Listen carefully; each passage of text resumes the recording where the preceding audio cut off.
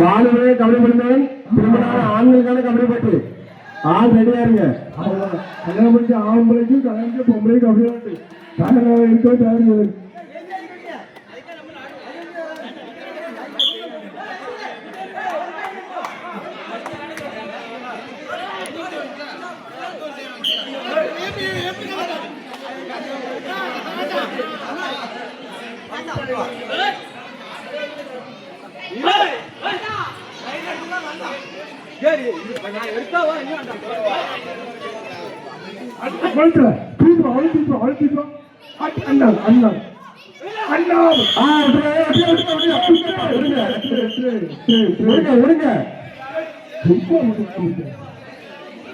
என்னாச்சு?